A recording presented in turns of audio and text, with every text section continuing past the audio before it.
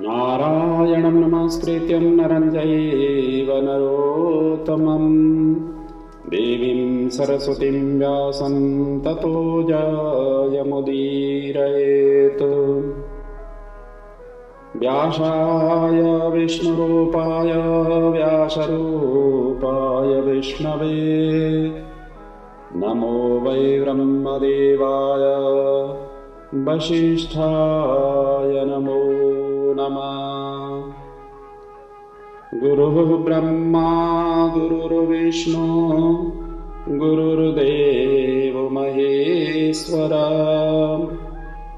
गुरुः साक्षात् परब्रह्म तस्मै श्री गुरवे नमः। बोलिए श्री पुराण पुरुषोत्तम भगवान की जय, सद्गुरुदेव महाराज की जय, श्री व्यासी भगवान की जय, गरुड़ पुराण की जय। आइए आज से हम गरुड़ पुराण के ऊपर में चिंतन मनन करने बैठे हुए हैं। गरुड़ पुराण का स्वरूप क्या है, कब इस पुराण को श्रवण करना चाहिए, श्रवण करने से क्या लाभ, नहीं करने से क्या हानि, और इस पुराण की जो विषय वस्तु है वो क्या है, कितना बड़ा ये पुराण है आदि इत्यादि के साथ साथ में इसमें जो वर्णित जो विषय है इन सभी का चिंतन मनन आज से अब क्रमशः आप तक पहुंचाने के लिए उद्यत हूँ। आशा है इस गरुड़ पुराण की समग्र सामग्रियों को श्रवण करके, यहाँ की विषय वस्तुओं को श्रवण करके जीवन को धन्य बनाएं, अपने भक्ति आराधना उपासना आदि के लिए आप सक्षम और सबल बने। वैसे भी ये पुराण वैराग्य का उच्चतम आदर्श ग्रंथ है, अत्यंत अद्भुत अद्वितीय इसका विषय वस्तु है। साक्षात भगवान विष्णु ही इसके वक्ता है और उनके वाहन गरुड़ इनके श्रोता है। श्रवण करते हुए विविध कोणों से उन्होंने प्रश्न किया हुआ है। कश्यप पुत्र पक्षीराज गरुड़ ही जो भगवान विष्णु के वाहन हैं वही इसके प्रश्नकर्ता भी है, श्रोता भी है। ऐसा अद्भुत ग्रंथ का सबसे पहले तो हम इस गरुड़ पुराण का स्वरूप का आज के दिन आज के बैठक में आप तक पहुंचा रहा हूं। कल से हम कथा में प्रवेश करेंगे। ये गरुड़ पुराण वैष्णव संप्रदाय से संबंधित ये महापुराण है। स्वयं भगवान विष्णु ही वक्ता होने से इस पुराण को शर्त ही देखा जाए तो वैष्णव ग्रंथों से संबंधित ये ग्रंथ है। सनातन धर्म में मृत्यु के बाद सद्गति प्रदान करने वाला ये ग्रंथ माना गया है। इसलिए सनातन हिंदू धर्म में मृत्यु के बाद गरुड़ पुराण के श्रवण का प्रावधान विशेष रूप से प्रचलित है। इस पुराण के अधिष्ठात्र देव, जैसा कि मैंने पहले ही बताया, भगवान विष्णु हैं और इस पुराण में भक्ति, ज्ञान, वैराग्य, सदाचार, निष्काम कर्म की महिमा के साथ साथ यज्ञ, दान, तप, तीर्थ आदि शुभ कर्मों में सर्वसाधारण को प्रवृत्त करने के लिए अनेक लौकिक और पारलौकिक फलों का बृहत्तर ढंग से यहाँ वर्णन किया गया है। इसके अतिरिक्त इसमें आयुर्वेद, नीतिसार आदि विषयों के वर्णन के साथ साथ मृत जीव के अंतिम समय में किए जाने वाले कृत्यों का विस्तार से निरूपण किया गया है और अंततो गत्वा इन सभी का सार संक्षेप, आत्मा ज्ञान का विवेचन, आत्मा तत्व को पहचान करते हुए प्रभु का नित्य निरंतर आराधना उपासना करते हुए अपने जीवन को कल्याण करना ही इसका मूलभूत विषय है। ये 18 पुराणों में एक पुराण माना गया है। गरुड़ पुराण में मूलतः विष्णु भक्ति का ही विस्तार से वर्णन है। भगवान विष्णु के 24 अवतारों का वर्णन ठीक उसी प्रकार यहाँ प्राप्त होता है जिस प्रकार श्रीमद् भागवत में उपलब्ध है। और इस पुराण की जो संरचना है ये 19,000 जैसे कि बताया गया है। भागवत में अन्य पुराणों में भी पुराणों की संख्या वर्णन करते समय उनकी श्लोक संख्या वर्णन करते हुए 19,000 श्लोक बताया गया है। भागवत में तो स्पष्ट कहा हुआ है एकोनविंशतिशौ पर्णम ब्रह्मांडम द्वादशैवतु। एकोनविंशत अर्थात 19,000 श्लोक यशौ पर्णम अर्थात गरुड़ पुराण में वर्णन है।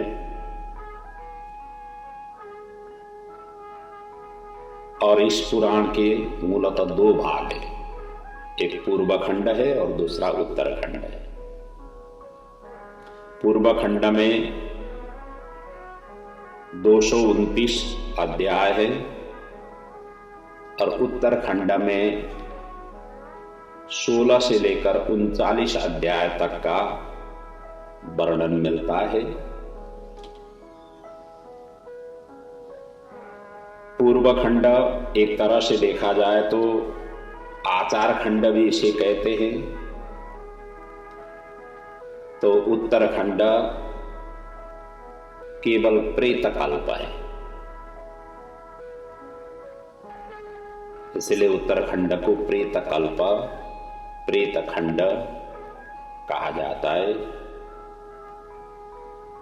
और एक तरह से देखा जाए तो 90% गरुड़ पुराण की जो कथा प्रसंग है पूर्व भाग में है और केवल 10% सामग्री ही उत्तरखंड में अर्थात प्रेत कल्प में है। और यहाँ पर हम प्रेत कल्प को ही आप तक पहुंचा रहा हूं, जो उपलब्ध है प्रेत कल्प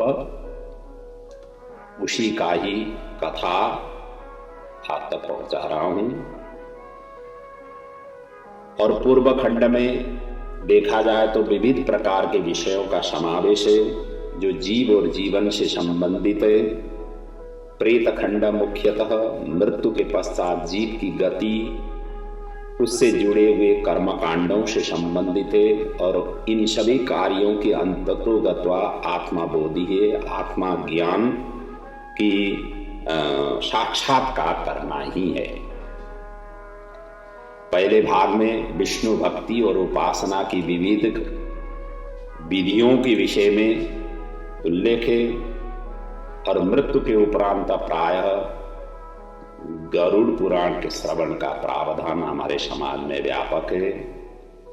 दूसरे भाग में प्रेत कल्प का विस्तार से वर्णन करते हुए विभिन्न नरकों में जीव के पड़ने का वृत्तांत है।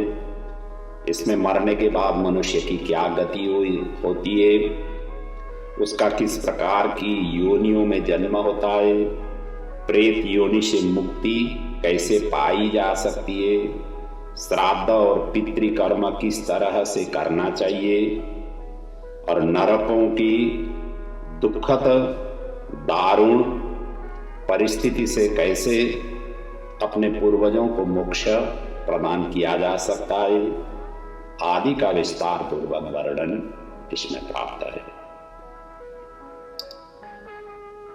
यहाँ पर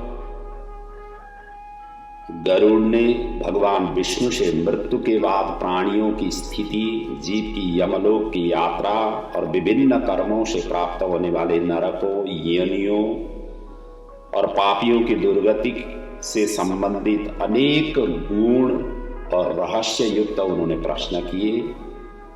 और उस समय भगवान विष्णु ने गरुड़ की जिज्ञासा को शांत करते हुए उन्हें जो ज्ञानमय उपदेश दिया था, उसी उपदेश का इस पुराण में विस्तृत रूप से विवेचन किया गया है। गरुड़ के माध्यम से ही भगवान विष्णु के श्रीमुख से मृत्यु के उपरांत के गूढ़ परम कल्याणकारी वचन प्रकट हुए थे, इसलिए इस पुराण को गरुड़ पुराण कहा गया है। भगवान विष्णु द्वारा प्रतिपादित यह पुराण मुख्यतः वैष्णव संप्रदाय से संबंधित यह पुराण है। इस पुराण की मुख्य स्वरूप इसीलिए गारुड़ी विद्या भी कहा गया है। और ये पुराण का ज्ञान सर्वप्रथम ब्रह्मा जी ने महर्षि वेद व्यास को प्रदान किया था, और उसके पश्चात व्यास जी ने अपने शिष्य सूत जी को, और सूत जी ने नैमिषारण्य में शौनक आदि ऋषि मुनियों को उन्होंने प्रदान किया। और यही सभी पुराणों का कथा प्रसंग का उपाक्रम इसी प्रकार से वर्णन है। हमारे जितने भी पुराण हैं, ब्रह्मा जी ने व्यास जी को, व्यास जी ने सूत जी को, सूत जी ने शौनक आदि ऋषियों को। इस तरीका का हमारा पुराण की विषय वस्तु इस तरीके से विधान होता है। और वहीं पर प्रश्नोत्तर के संबंध में अनेक प्रसंग आ जाते हैं, और विविध कोणों से उन विषय वस्तुओं का, उन प्रसंगों का समाधान होता जाता है। ऐसा ही पुराण का स्वरूप हमारे शास्त्रों में, मतलब पुराण ग्रंथों में वर्णन मिलता है। आइए अब पूर्व खंड और उत्तरखंड की कथा को हम संक्षेप में यहाँ पर चिंतन करें।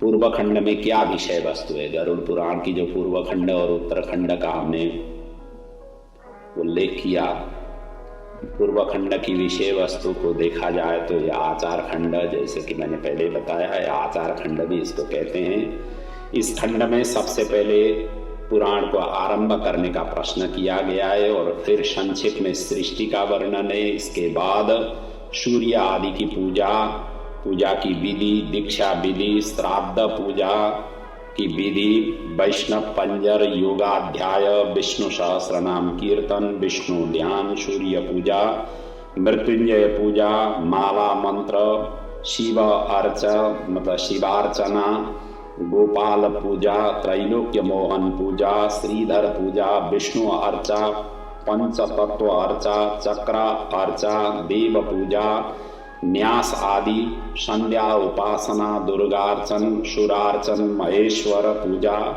पवित्रोपण पूजन, मूर्ति ध्यान, वास्तुमान, प्रासाद लक्षण, सर्वदेव प्रतिष्ठा, पृथक पूजा विधि, अष्टांग योग, दान धर्म, प्रायश्चित विधि, द्वीपेश्वरों और नरकों का वर्णन, सूर्य व्यूह, ज्योतिष, सामुद्रिक शास्त्र, स्वर ज्ञान, नूतन रत्न परीक्षा, तीर्थ महात्म्य, गया धाम का महात्म्य, मनमंत्र का वर्णन, पितरों का उपाख्यान का वर्णन, वर्ण धर्म का वर्णन, द्रव्य शुद्धि समर्पण का वर्णन, श्राद्ध कर्म, विनायक पूजा, ग्रह यज्ञ, आश्रम, जनना, शौच, प्रेत शुद्धि, नीति शास्त्र, व्रत कथाएं, सूर्य वंश, सोम वंश, श्री हरि अवतार कथा, रामायण, हरिवंश, भारताख्यान, आयुर्वेद निदान, चिकित्सा, द्रव्य गुण निरूपण,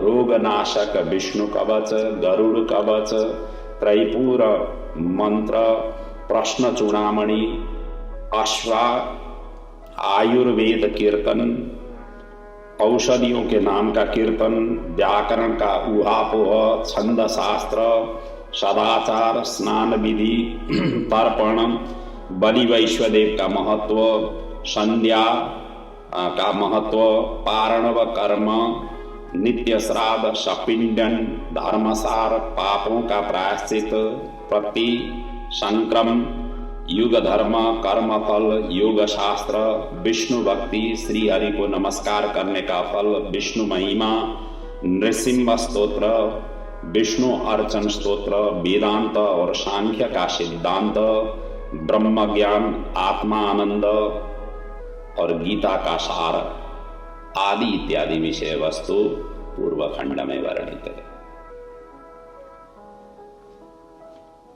और उत्तर खंड में जैसा कि मैंने पहले बताया, इसको प्रेत कल्प कहते हैं। और ये प्रेत कल्प में 16 से लेकर 39 अध्याय तक की कथाएं विभिन्न पुस्तक आकार में मिलती है। और इन अध्यायों में मृत्यु का स्वरूप, मरणासन्न व्यक्ति की अवस्था, उनके कल्याण के लिए अंतिम समय में किए जाने वाले क्रिया कृत्य का विधान है। यमलोक, प्रेतलोक, प्रेतयोनि क्यों प्राप्ति होती है, इसके कारण क्या है और उसका निराकरण कैसे किया जा सकता है, दान की महिमा, प्रेत योनि से बचने की उपाय, अनुष्ठान, श्राद्ध कर्म आदि का वर्णन विस्तार से किया गया है। इसमें भगवान विष्णु ने गरुड़ को यह सब भी बताया है कि मरते समय एवं मरने के तुरंत बाद मनुष्य की क्या गति होती है और उसका किस प्रकार की योनियों में जन्म होता है आदि का विस्तृत रूप से ये प्रेतकल्प में वर्णन किया हुआ है। गरुड़ पुराण के अनुसार जिस समय मनुष्य की मृत्यु होने वाली होती है उस समय वह बोलने का यत्न करता है लेकिन बोल नहीं पाता है। कुछ समय में उसकी बोलने, सुनने आदि की शक्ति भी नष्ट हो जाती है। उस समय शरीर से अंगूठे के बराबर आत्मा निकलती है, जिसे यमदूत पकड़ करके यमलोक ले जाते हैं।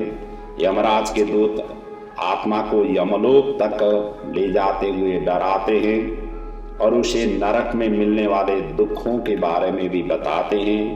यमदूतों की ऐसी बात सुन करके आत्मा जोर जोर से रोने लगती है।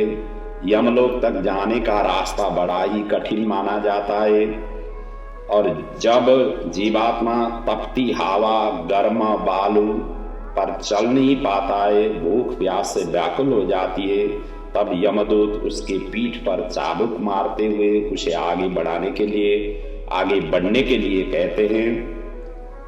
वह आत्मा जगह जगह गिरती है, कभी बेहोश हो जाती है, फिर वो उठ करके आगे की ओर बढ़ने लगती है। इस प्रकार यमदूत जीवात्मा को यमलोक में ले जाते हैं। इसके बाद उस आत्मा को उसके कर्मों के हिसाब से फल देना निश्चित हो जाता है, मतलब निश्चित होता है।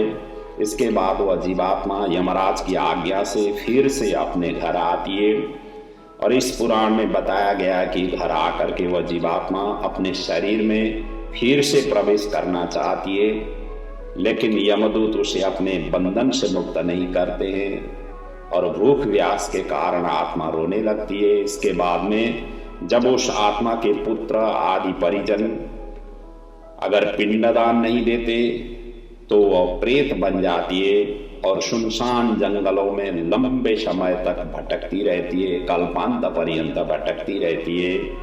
और गरुड़ पुराण के अनुसार मनुष्य की मृत्यु के बाद 10 दिन तक पिंडदान अवश्य करना चाहिए, इसमें जोर दिया गया है। और यमदूतों द्वारा 13वें दिन फिर से आत्मा को पकड़ लिया जाता है। इसके बाद में वो भूख व्यास से तड़पती हुई लगातार चल करके यमलोक 47 दिन के पश्चात पहुंचती है और बुरे कर्म करने वाले लोगों को नरक में कड़ी सजाएं दी जाती है। जैसे लोहे के जलते हुए तीर से उन्हें बीधा जाता है, लोहे के नुकीले तीर में पाप करने वाले को पिरोया जाता है। कई आत्माओं को लोहे की बड़ी चट्टानों के नीचे दबाकर सजा दी जाती है और किस आत्मा को क्या सजा मिलनी है ये उसके कर्म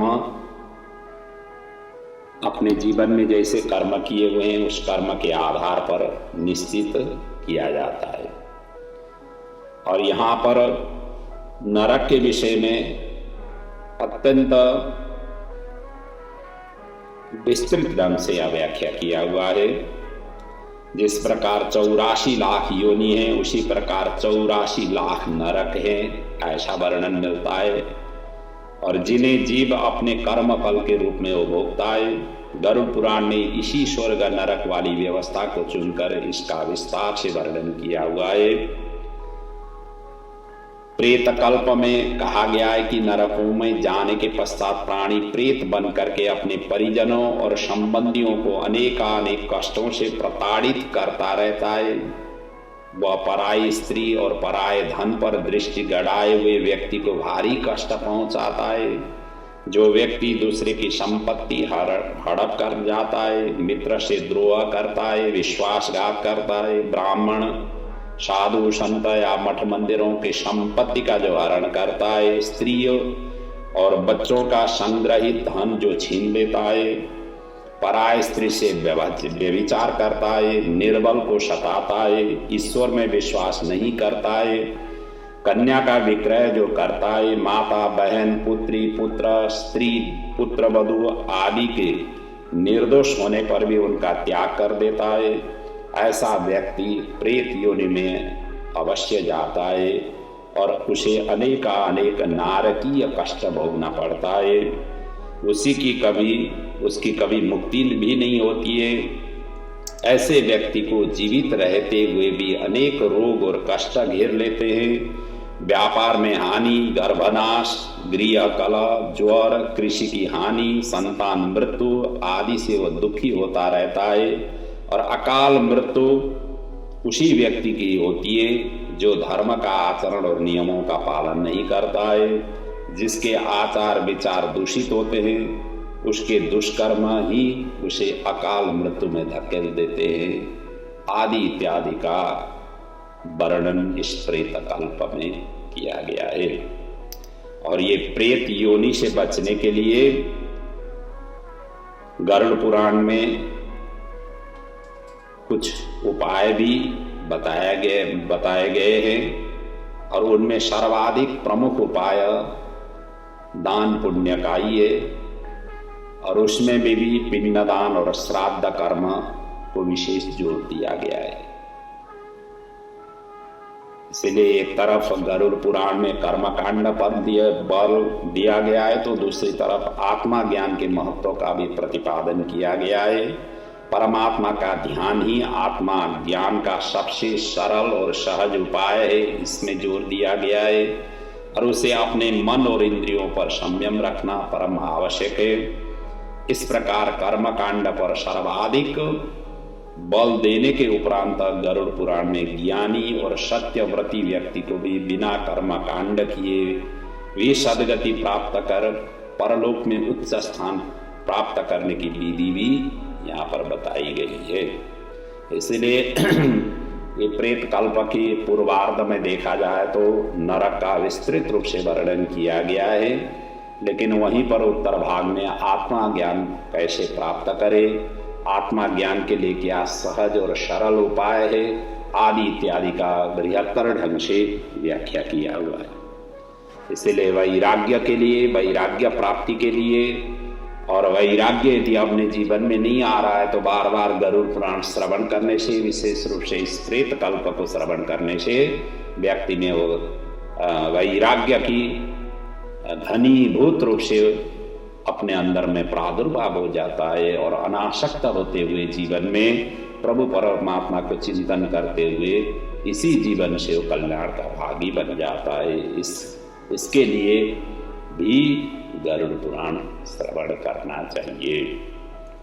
वैसे हमारे समाज में मृत्यु के पश्चात ही गरुड़ पुराण श्रवण करने का प्रावधान विशेष रूप से प्रचलित है, लेकिन जीते जी ही ये श्रवण करना चाहिए। इसकी फलश्रुति में इस प्रकार से वर्णन है कि पुराणम गारुणम पुण्यम पवित्रम पापनाशनम शृण्वन्ताम कामनापूरम श्रोतव्यम सर्वदैव ही। अर्थात इस गरुड़ पुराण को श्रवण करने से सभी प्रकार के पाप प्रक्षालित हो जाते हैं, व्यक्ति शुद्ध हो जाता है, शुद्ध चित्त होकर के प्रभु परमात्मा में लग जाता है। इसीलिए भी जीते जी श्रवण करना चाहिए। इस विषय वस्तु को जोड़ दिया गया है। हम सभी जानते हैं मृत्यु निश्चित है, जन्म जिन्होंने लिया हुआ है, गीता ने भी इस बात को पुष्टि किया हुआ है। जातस्य ही ध्रुवोर मृत्यु ध्रुवम जन्म मृतस्य च, जिनका जन्म हुआ है उसे समय आने पर मरना ही पड़ता है, और जो मरता है उसे जन्म लेना पड़ता है। पुनर्जन्म, यही सिद्धांत सनातन धर्म की अपनी विशेषता भी है। इसलिए जीवन की परिसमाप्ति ही मृत्यु से होती है, और इस ध्रुव सत्य को सभी ने स्वीकार किया हुआ है। ये प्रत्यक्ष भी हम सभी अनुभव कर ही रहे हैं, घर घर में इस सभी ने ये अनुभव किया हुआ ही है। इसलिए काल मृत्यु से आक्रांत मृत्यु मनुष्य की रक्षा करने में न तो औषधि ही कामयाबी होता है, न तो तपश्चर्या ही, दान या माता पिता या भाई बंधु सगे संबंधी, ये कोई भी अंतिम क्षण में कोई भी बचा नहीं सकते। इसलिए कहा गया है नौषधम न तपोदानम न माता न च बांधवः शक्नुवन्ति परित्रातुम नरम कालेन पीड़ितम। अर्थात काल रूपी चक्रों से जो ग्रसित हुआ व्यक्ति, मृत्यु से जो ग्रसित हुआ व्यक्ति को बचाने के लिए कोई भी समर्थ नहीं होते हैं। इसीलिए व्यक्ति को जीते जी ऐसा पुण्य कर्म करें, ऐसा सत्कर्म करें, ऐसा चिंतन मनन ध्यान करें, ताकि अंतिम क्षण में हमारा जीवन सुधर जाए और उसके पश्चात की जो गति है वो गति सुधर जाए। इसीलिए गरुड़ पुराण इन सभी विषयों के लिए सजग कराने के लिए भी यहाँ पर भयानक नरकों का वर्णन है। ऐसा भयानक नरकों को श्रवण करने से, चिंतन मनन करने से व्यक्ति के अंदर में अपने आप ही पाप कर्म से निवृत्त होने की और प्रेरणा प्रदान करती है। इसलिए भी श्रवण करना जरूरी है। अपने अपने कर्म के फलस्वरूप मृत्यु के पश्चात जीवात्मा सूक्ष्म शरीर धारण करके स्वर्ग या नरक भोगता है। तत्पश्चात उसका पुनर्जन्म होता है या उसे मोक्ष की प्राप्ति होती है, क्योंकि कर्म के आधार पर ही व्यक्ति स्वर्ग आदि लोकों में जाता है और नरक आदि का यातना भोगता है। इसलिए अवश्यम एव कर्तव्यम,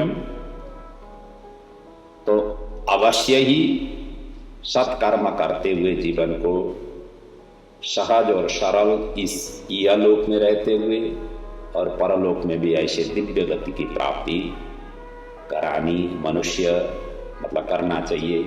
हर एक मनुष्य को यही शिक्षा और प्रेरणा ये हमें गरुड़ पुराण प्रदान करती है।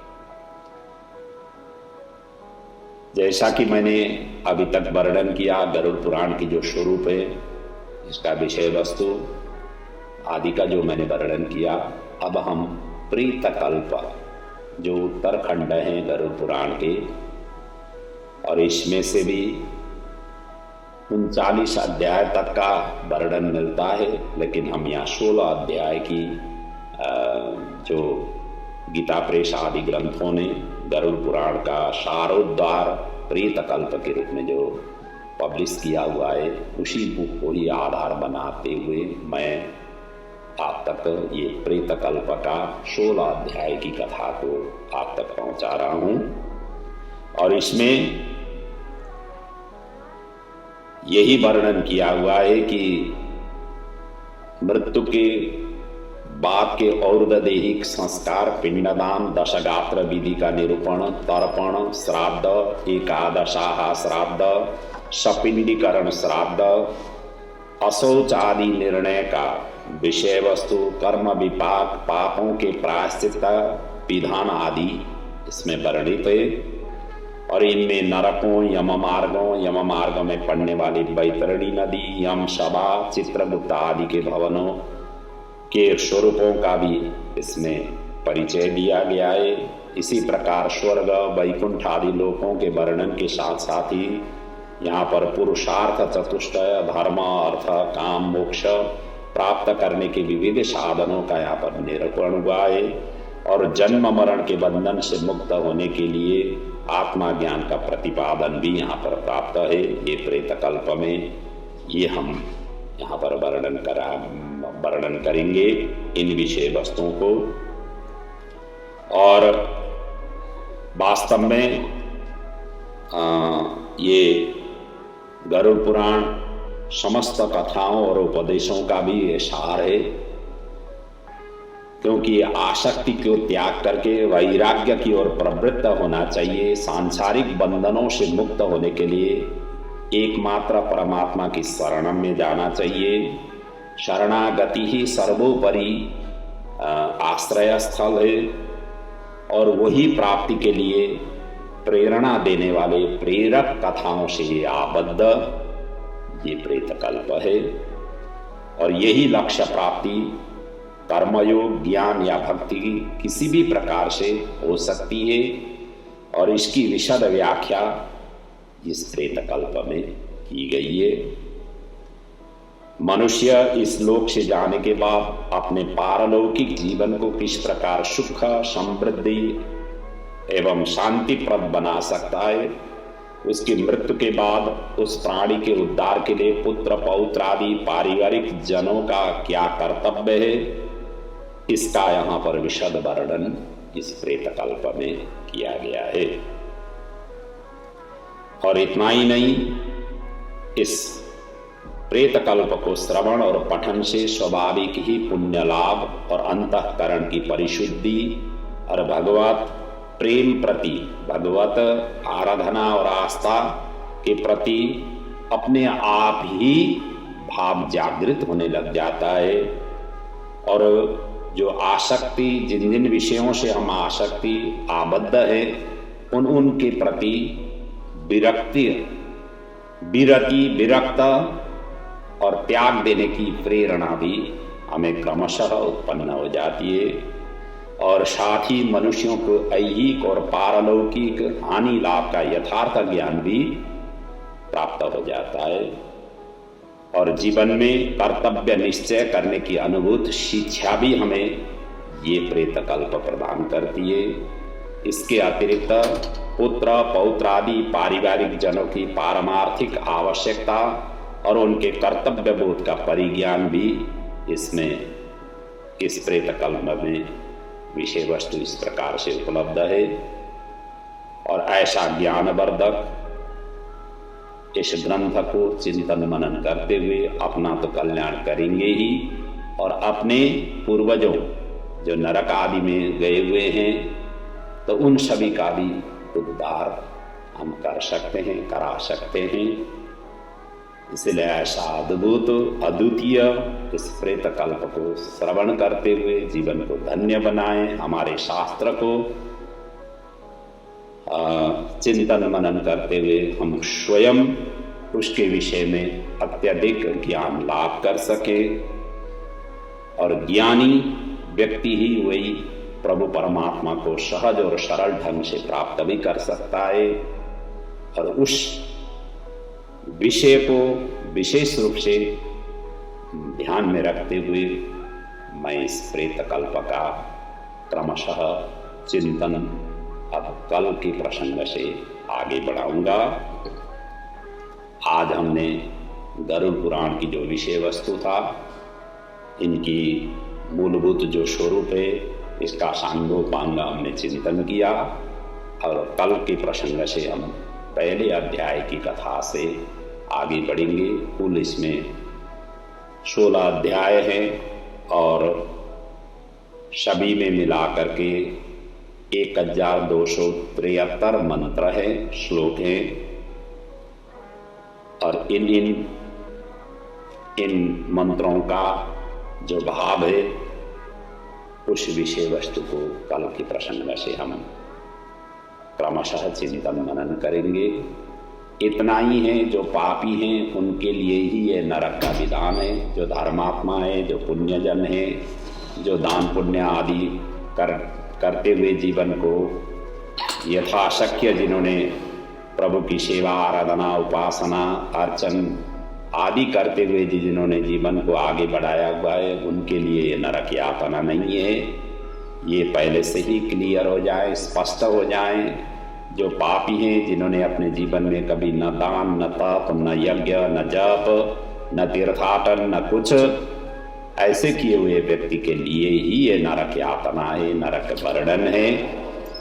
इस तरीके से आप पहले से ही स्पष्ट होकर के इस ग्रंथ को चिंतन मनन करें, ताकि आपको जीवन में हमने क्या कैसे करना चाहिए और जो कर रहे हैं वो सही है या गलत है, या अपूर्ण है या पूर्ण है, आदि इत्यादि का भी आपको बोध हो जाए।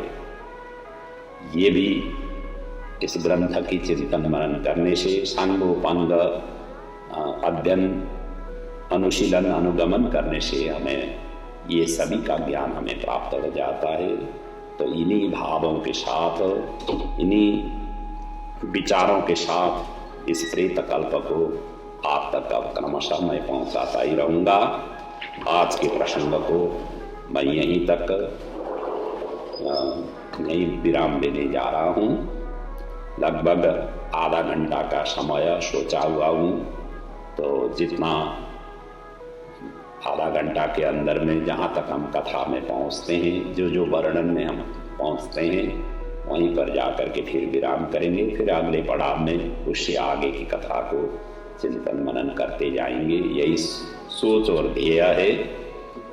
तो इन्हीं भावों के साथ आज के प्रसंग को यहाँ पर मैं विराम दे रहा हूँ। प्रभु आपका जीवन सुमधुर बनाए।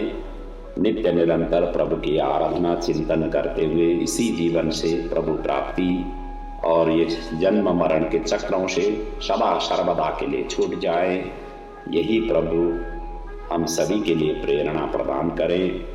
इन्हीं शब्दों के साथ आज के प्रसंग को मैं विराम ले रहा हूँ। ओम पूर्णमदः पूर्णमिदं पूर्णात् पूर्णमुदच्यते पूर्णस्य पूर्णमादाय पूर्णमेवावशिष्यते। ओम शांति शांति शांति। ओम।